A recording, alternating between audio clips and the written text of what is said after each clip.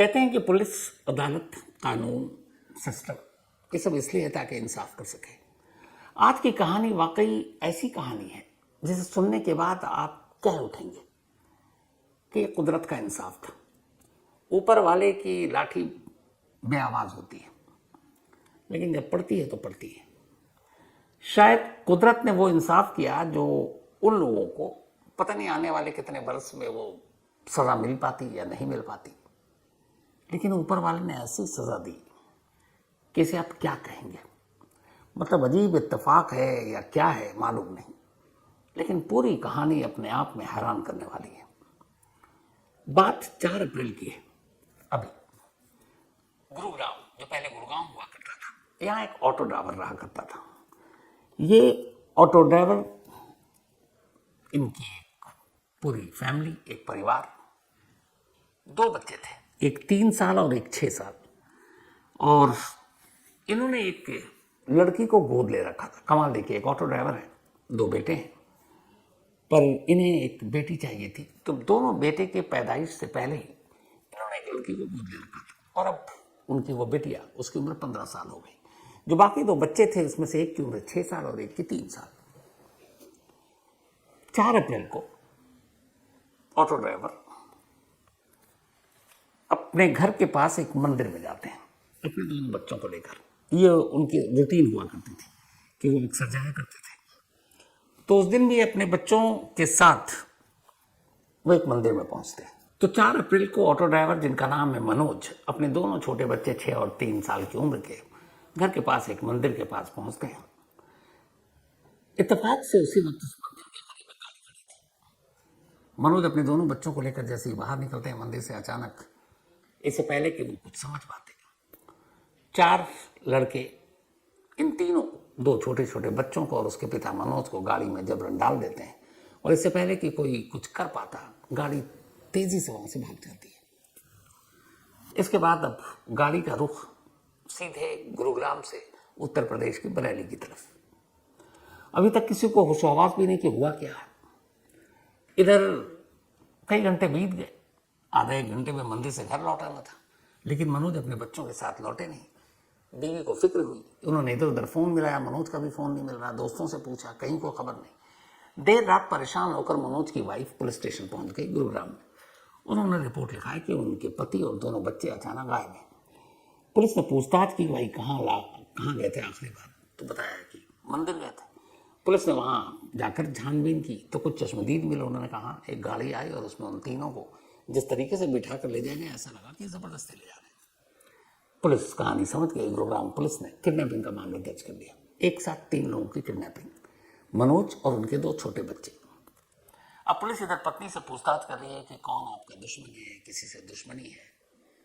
बीवी बेचारी कह रही है कि वो तो सीधे साधे ऑटो ड्राइवर है, अपना काम करते हैं, जब छुट्टी होती है घर पर रहते हैं, बच्चों के साथ खेलते हैं। फिर पुलिस को कहानी पता चली कि हाँ, इनके 2 बच्चे हैं और एक गरीब इंसान होने के बावजूद भी एक बच्ची को इन्होंने गोद लिया था जो 15 साल की हो गई है। तो मतलब एक फैमिली मैन, एक अच्छा इंसान। अब एक अच्छे इंसान की दुश्मनी किस किस से हो सकती है? अब गुरुग्राम तफ्तीश में लग गई। इधर अब दूसरी तरफ वो गाड़ी बरेली की तरफ भाग रही है। देर रात गाड़ी बरेली पहुंचती है। बरेली पहुंचने के बाद एक मकान के पास एक गाड़ी रुकती है और उस मकान में पहले से 1-2 लोग मौजूद। गाड़ी से इन तीनों बंधकों को बाहर निकाला जाता है, मनोज और उसके दोनों छोटे छोटे बच्चों को, और फिर एक कमरे में बंद कर दिया जाता है। कमरे और घर की निगरानी चल रही है। सुबह हो गई। अब सुबह हो गई, किडनैपर को लगा कि एक साथ 3 लोगों को किडनैप करके रखना बड़ा मुश्किल काम है। और मैं पहले भी कह चुका हूँ, किडनैपिंग में सबसे ज़्यादा रिस्क ये होता है कि किडनैपर को ये ज़रा सा भी एहसास हो जाए कि शायद वो पकड़ा जाने वाला है तो वो कुछ भी कर सकता है। अब यहाँ ये था कि बच्चे छोटे, उन्हें ये भी पता नहीं कि वो किडनैप हो चुके हैं। किडनैपिंग का मतलब क्या है? एक 3 साल का बच्चा और 6 साल का बच्चा क्या जाने। तो बच्चे रो भी रहे। किडनैपिंग के बाद अब किडनैपर घबरा भी रहे हैं कि इस बच्चे के रोने धोने की आवाज़ से पड़ोसियों तक बात ना पहुंच जाए। खैर रात बीती। अब चूंकि पिता के साथ है तब तक बच्चे ठीक भी हैं कि चलो पापा साथ में। सुबह होती है। इसके बाद अब किडनैपर ये तय करते हैं कि नहीं, इन तीनों को एक साथ रखना ठीक नहीं है। शायद उनकी मंशा ये थी, उनकी मंशा थी पिता को तो अभी रखो और बच्चों को कहीं अलग करते हैं। अब अलग दूसरी जगह पर ले जाकर रखना है, ये बच्चों को मार देना है। ये तो अभी तफ्तीश की बात है। लेकिन खैर, अब सुबह हुई, सुबह होने के बाद किडनैपर कुल मिलाकर 4, इनमें से एक मनमोहन, एक सिकंदर, एक विशेष और एक प्रिंस, ये 4 लड़के। ये चारों लड़के बोलेरो में दोनों बच्चों को बिठाते हैं और उस घर से निकल जाते हैं। अब उस घर में मनोज, इन बच्चों का पिता, अकेला बंधक है। उसकी निगरानी कर रहे हैं 1-2 लोग। ये बोलेरो में बच्चों को बिठाकर अब बरेली से बाहर निकलने की कोशिश में है। और इनका यह है कि बच्चों को किसी और ठिकाने पर शिफ्ट करना है। अब ठिकाने पर शिफ्ट करना है या वहां ले जाकर मार देना, यह भी क्लियर नहीं है। खैर, ये पहुंचते हैं, लेकर निकलते हैं। दोपहर 3 बजे का वक्त था। गाड़ी सीबीगंज थाना एरिया है, परधौली के करीब बरेली में। बुलेरो में ये 4 लोग बैठे हुए हैं और 2 बच्चे हैं छोटे। गाड़ी तेजी से जा रही है। तभी बरेली की उस हाईवे पे एक ऐसी जगह आती है जहां पे आगे शायद कुछ कंस्ट्रक्शन का काम चल रहा है। तो रॉन्ग साइड में अब गाड़ी जानी है। तब तक 2 वे था, अब इधर से भी गाड़ी जा रही है और उधर से भी आ रही थी। तो वो रॉन्ग साइड था। किडनैपर जल्दी में थे, उन्हें अपने ठिकाने पर पहुंचना था। उन्हें यह भी डर था कि कहीं गुरुग्राम में पुलिस में जो रिपोर्ट लिखाई गई उसका पकड़ में ना आ जाएंगे। तो उनको जल्द से जल्द बच्चों को सुरक्षित जगह पर ले जाना था या ठिकाने लगा देना था। तो इसी जल्दबाजी में उन्होंने अपनी बोलेरो कार को रॉन्ग साइड पर ले लिया और बेहद तेज रफ्तार से बोलेरो सड़क पर भाग रही है। इत्तेफाक से जिस रॉन्ग साइड से जा रहे थे उस सड़क पर एक टैंकर पार्क थी, बड़ी सी गाड़ी टैंकर। अब ये इतनी स्पीड में जा रहे थे कि अचानक कोई एक और गाड़ी गुजरी। उसको साइड देने के चक्कर में टैंकर दिखाई नहीं दी। गाड़ी की रफ्तार 100 से ऊपर कंट्रोल कर नहीं पाए और इनकी बोलेरो कार सीधे जाकर उस टैंकर के अंदर घुस गई।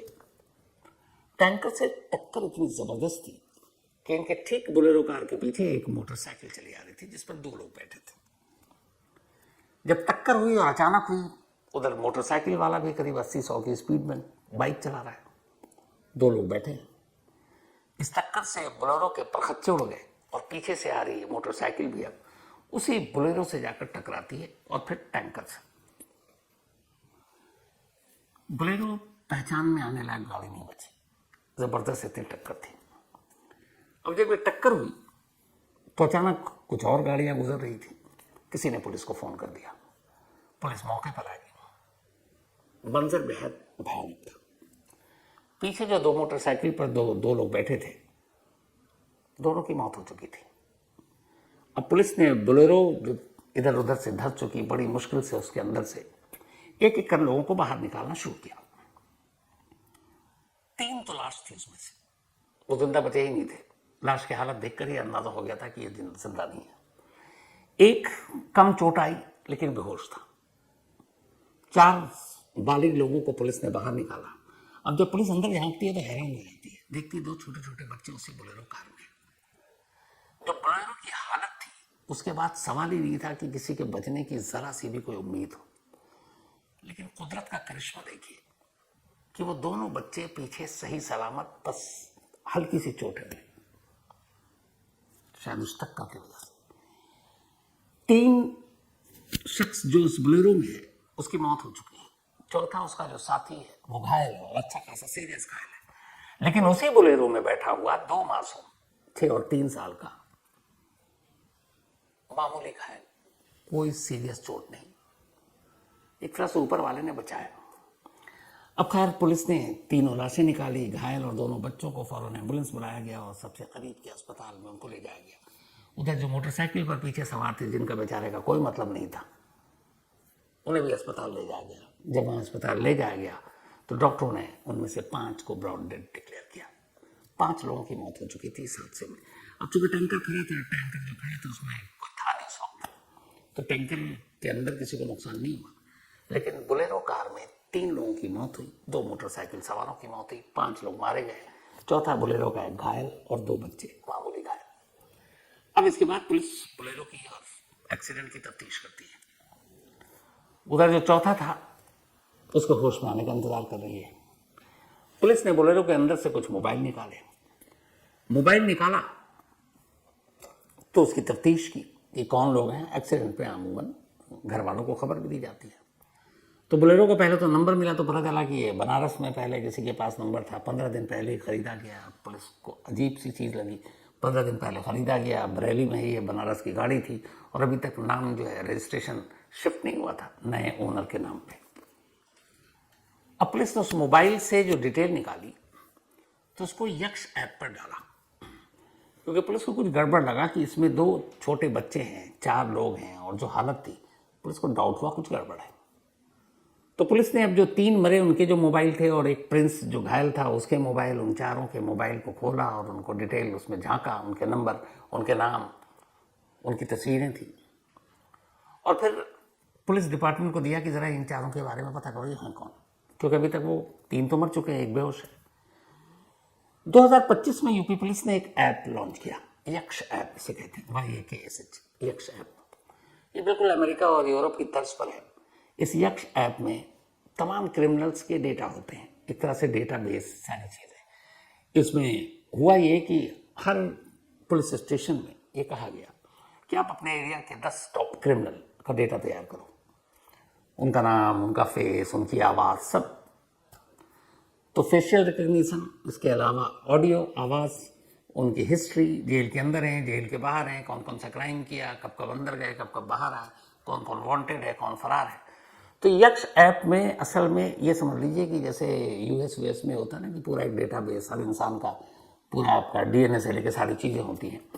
सेम क्राइम एंड क्रिमिनल के लिए यूपी पुलिस ने 2025 में इस यक्ष ऐप को लॉन्च किया, जिसमें यूपी के सारे क्रिमिनल का एक तरह से रिकॉर्ड है, कुंडली है उनकी। तो जैसे इन चारों के फोन को यक्ष ऐप के जरिए टटोला गया तो अचानक इन सारे के चारों के रिकॉर्ड सामने आ गए।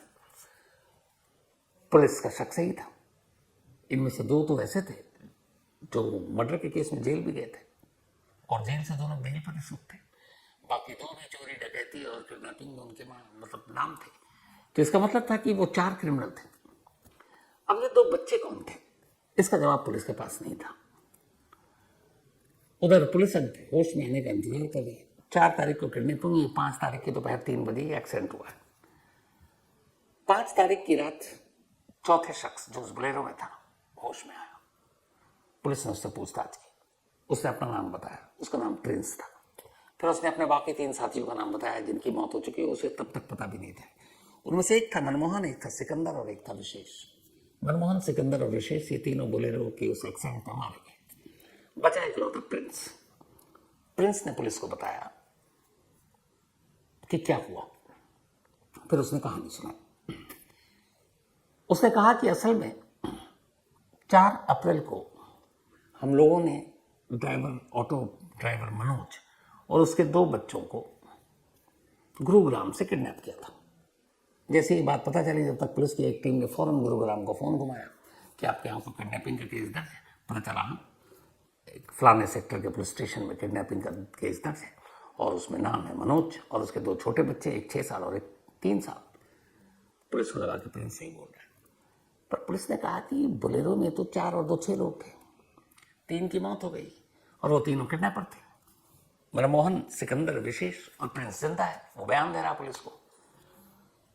तो 2 बच्चे भी थे उस गाड़ी में, लेकिन फिर बच्चे का बाप मनोज कहाँ है? तो प्रिंस ने कहानी सुनाई। उसने कहा कि मनोज बरेली के एक घर में जहां हमने उसे बंधक बना कर रखा है और उस घर का पता ये है, और वो घर असल में मनमोहन के पिता का है जो इस हादसे में मारा गया। फौरन पुलिस की एक टीम उस घर के लिए रवाना होती है। देर रात दबिश डाली जाती है। अब 6 अप्रैल की तारीख आ चुकी थी सुबह, बड़ी सावधानी से, क्योंकि वहां एक बंधक बनाकर शख्स रखा गया, कहीं उसे मार न दे। ऑपरेशन कामयाब रहता है और मनोज को बाहिफाजत वहां से छुड़ा दिया जाता है। अब मनोज पुलिस की हिफाजत में है, कस्टडी में। उसे लेकर वो बरेली आती है पुलिस। अब मनोज से कहानी पूछती है, फिर मनोज कहानी सुनाता है और पूरी कहानी फिर कुछ इस तरह सामने आती है। एक ऑटो ड्राइवर मनोज 15 साल पहले एक बच्ची को गोद लेता है। बच्ची की उम्र करीब 15 साल हो गई थी। इसके बाद उसके 2 बेटे हुए, एक 6 साल, एक 3 साल। जिंदगी ठीक ठाक चल रही थी। तभी गुरुग्राम में मनोज के पड़ोस में एक लड़का रहता था, उसका नाम है मनमोहन। मनमोहन मनोज की उस दत्तक पुत्री यानी गोद ली हुई बेटी पर बुरी नजर रखता था। मनोज से कई बार उसकी बेटी ने शिकायत की। मनोज की पत्नी ने भी कहा। मनोज ने मनमोहन को कई बार समझाया, कई बार चेतावनी दी कि तुम मेरी बेटिया से दूर रहो। अब वो कई बार मंडराता था मनोज के घर के आसपास। जब भी मनोज की नजर उस पर पड़ती वो उसे डांटता, फिर भगाता। अब मनमोहन पेशे से एक क्रिमिनल माइंड था। उसे बुरा लगा कि उसकी बेटी से उसे दूर करने की कोशिश कर रहा, और वो नाबालिग है, 15 साल उम्र है उसकी। उसने कहा कि कुछ सबक सिखाना चाहिए। उसने अपने दोस्तों से बात की, 3 दोस्त जो उसकी तरह क्रिमिनल माइंड है, उनमें से एक सिकंदर, एक विशेष और एक प्रिंस। फिर मनमोहन ने प्लान किया कि बदला लेंगे। उसे लगा कि अगर मनोज को रास्ते से हटा दे या दोनों बच्चों को मार दे तो शायद वो डर जाए। उसके बाद ये जो बंदिशें हैं ये टूट जाएंगी। इसी प्लानिंग के साथ 4 अप्रैल को उसने मंदिर के बाहर, चूंकि उसे पता था, उसने किडनैप कर लिया। और किडनैप करने के बाद बरेली ले गया, क्योंकि वो बरेली का रहने वाला था। वहां जाने के बाद मनोज को अपने ही घर में, अपने पिता के घर में, जो कि खुद एक मर्डर के केस में जेल गया, 27 महीने रहा और अभी बेल पे आया, बंधक बना के रख दिया। पर उसे लगा कि यहाँ बच्चे रोएंगे, छोटे हैं, अड़ोस पड़ोस को भनक लग जाएगी, तो फिर क्या करे। तब उसने कहा था कि इन बच्चों को कहीं और शिफ्ट करते हैं। अब फिलहाल पुलिस यही पता कर रही है कि वो शिफ्ट करना था या दोनों बच्चों को मारना था, बदला लेने के लिए मनोज से। तो इसी सोच के साथ 5 अप्रैल की दोपहर बोलेरो कार में मनमोहन, सिकंदर, विशेष और प्रिंस इन दोनों बच्चों को उसके बाप से जुदा कर कहीं और ले जाने के लिए निकले। या तो कहीं छुपाना या कहीं मारना, ये तो ऊपर वाला जाने, या फिर प्रिंस जो बताएगा पुलिस के जरिए, फिर वो कहानी सामने आएगी। लेकिन ये आधे ही रास्ते पहुंचे थे कि एक रॉन्ग साइड पर इन्होंने अपनी गाड़ी मोड़ दी। बोलेरो जल्दबाजी में थे, तेजी में थे, पुलिस का डर था, स्पीड का पता नहीं चला। एक टैंकर पार्क, और उसी टैंकर में जाकर बोलेरो कार ठोक दी। खुद तो मरे इनमें से 3, 2 बेगुनाह पीछे जो मोटरसाइकिल पर थे उनकी भी मौत हो गई। दोनों बच्चों को कोई गंभीर चोट नहीं आई। जब ये पूरी कहानी सुनी तो खुद पुलिस वाले ये सोच रहे थे, और वहां के जो पुलिस अफसर हैं उन्होंने भी मीडिया से बात की कि अगर गाड़ी को हुलिया कोई देख लो तो यकीन भी नहीं कर सकते कि इस गाड़ी के अंदर का कोई शख्स जिंदा बचा होगा। लेकिन कमाल देखिए, वो दोनों मासूम बच्चे उस गाड़ी से बच निकले, और उसे किडनैप करने वाले 3, जिनमें मेन मास्टरमाइंड मनमोहन, ये उसी एक्सीडेंट में मारे गए। चौथा हॉस्पिटल में। पिता को रेस्क्यू करा लिया। दोनों बच्चे अभी अस्पताल में हैं बरेली के, वहाँ उनका इलाज चल रहा है। मनोज की पत्नी और बाकी रिश्तेदार बरेली पहुंच चुके हैं, और जो लेटेस्ट खबर ये है कि बच्चे ठीक है, उनको मामूली चोटें आई और शायद आजकल में अस्पताल से छुट्टी भी मिल जाए। अब 4 क्रिमिनल में से एक प्रिंस जिंदा है। पुलिस उसके फिट होने का इंतजार कर रही है, कब होती है, कब छुट्टी मिलती है, ताकि उसे गिरफ्तार करे। और साथ ही मनमोहन के पिता, जो खुद एक कातिल है और जिसने पनाह दी और जो इस जुर्म में बराबर का भागीदार है, पुलिस ने उसे भी पकड़ लिया है। अब आप सोचिए इस कहानी के बारे में कि जिस मकसद और मंशा से ये क्रिमिनल निकले, ऊपर वाले ने कैसी सजा दी। अगर ये पकड़े भी जाते कल परसों, जैसे अभी प्रिंस पकड़ा गया है, पता नहीं कब कितनी सजा, कुछ दिन बाद लौट आते, छूट जाते, सबूत नहीं होता, बरी हो जाते। लेकिन 2 मासूम बच्चों को उनके परिवार से अलग कर और उन्हें किडनैप कर, और क्या पता उन्हें मारने जा रहे थे। तो एक तरह से अगर वो मारने जा रहे थे तो ऊपर वाले ने न सिर्फ उन दोनों बच्चों की जान बचाई, बल्कि अपने हाथों से उनको सजा दी, एक एक्सीडेंट की शक्ल में। कई बार